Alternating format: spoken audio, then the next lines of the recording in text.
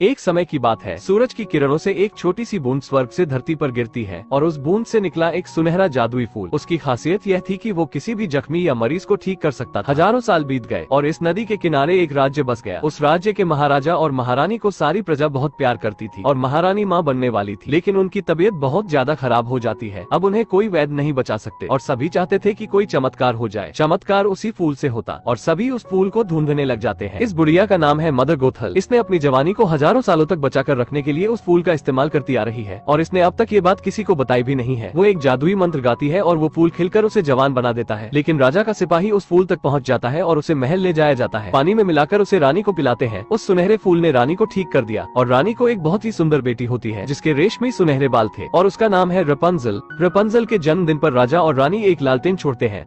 वो दोनों बहुत खुश थे, लेकिन रात के समय में वही बूढ़ी औरत महल में आती है और रानी के बेटी के बालों को पकड़कर वही मंत्र पढ़ने लगती है।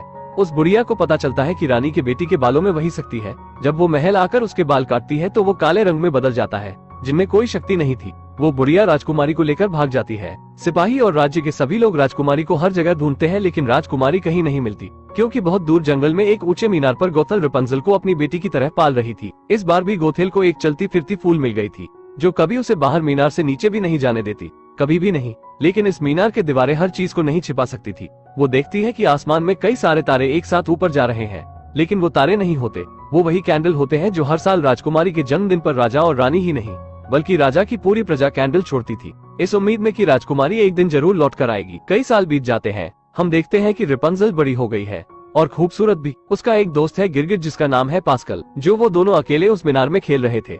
अगले दिन हमें 3 चोर को दिखाया जाता है जो राजकुमारी का ताज चुरा लेते हैं और वहाँ से भाग जाते हैं। राजा के सिपाही उनका पीछा करते हैं और राइडर अपने दोनों साथियों को धोखा देकर भाग जाता है। रपुंज़ल अपने जन्मदिन पर मदर गोथल से विनती करती है कि बाहर उन तारों को करीब से देखना चाहती हूँ, सिर्फ एक बार, लेकिन मदर गोथल उसे हर बार मना करती है। फिर राइडर सिपाहियों से बचने के लिए उस मीनार तक पहुँच जाता है, लेकिन रपुंज़ल उसे एक तावा देती है।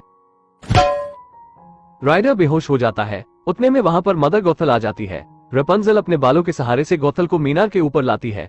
वो गोथल से अपने जन्मदिन पर उड़ते हुए तारों को देखने की बजाय उससे पेंट लाने को कहती है। गोथल कहती है, मुझे ये पेंट बहुत दूर से लाने पड़ेंगे और 3 दिन लग जाएंगे, लेकिन चलो कोई बात नहीं, मैं ले आती हूँ, क्योंकि वो खुद रपुंज़ल को बाहर भेजना नहीं चाहती। गोथल पेंट्स लेने चली जाती है और राइडर को होश आता है तो वो खुद को एक कुर्सी में बालों से बंधा पाता है और रपुंज़ल को बताता है, मैं किसी गलत इरादे से नहीं आया था, बल्कि भागता हुआ खुद को बचाते हुए इस मीनार पर आया था और तुम मिल गई। रपुंज़ल उससे उस ताज के बारे में पूछती है। राइडर बताता है ये एक खूबसूरत राजकुमारी का था जो बचपन में ही उसे अगवा कर लिया गया था। फिर रपुंज़ल राइडर से सौदा करती है कि राइडर उसे उड़ते हुए तारों को करीब से दिखाकर वापस मीनार में सही सलामत लाए तो उसे राजकुमारी का ताज वापस दे दिया जाएगा।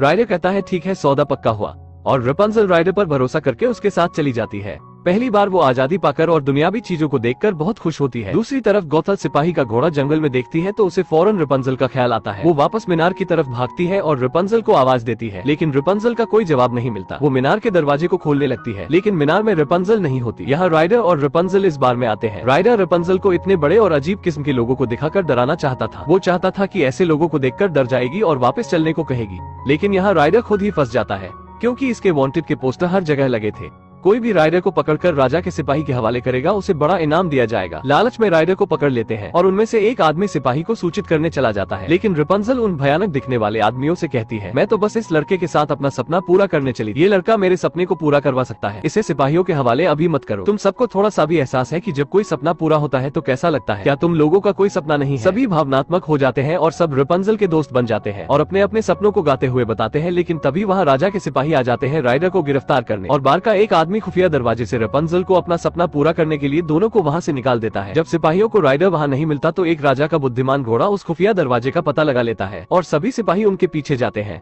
वो दोनों वहां से खुद को बचाकर निकल जाते हैं, लेकिन पानी का बांध टूट जाता है और ये दोनों एक छोटे गुफा में आ जाते हैं और एक बड़े पत्थर से गुफा बंद हो जाता है और धीरे धीरे वो गुफा भी पानी से डूबने लगता है।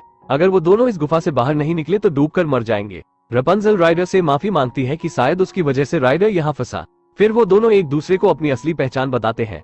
राइडर उसे अपना असली नाम यूजीन बताता है और रपुंज़ल बताती है कि मेरे बालों में शक्ति है। उसे आइडिया आता है रोशनी लाने की। रपुंज़ल वही जादुई मंत्र गाने लगती है, जिससे पूरी गुफा चमक जाती है और दोनों को बाहर निकलने का रास्ता मिल जाता है और वो पानी के बाहर आ जाते हैं। और गोथल उस बार में आकर खुफिया दरवाजे का अंतिम भाग का पता लगाती है। वहाँ पहुँचती है तो उन दोनों के बजाय राइडर के 2 दुश्मन मिलते हैं। जो ताज लेने के लिए दोनों का पीछा कर रहे थे। गौथल उन्हें ताज के साथ और लालच देती है कि इससे भी कीमती चीज है मेरे पास। राइडर का हाथ कट गया था और रपुंज़ल बालों को लपेटकर मंत्र पढ़ती है, जिससे उसका हाथ बिल्कुल ठीक हो जाता है। ये देखकर राइडर डर जाता है कि ये कोई चुड़ैल तो नहीं, ये मूवी का नहीं मेरा डायलॉग था।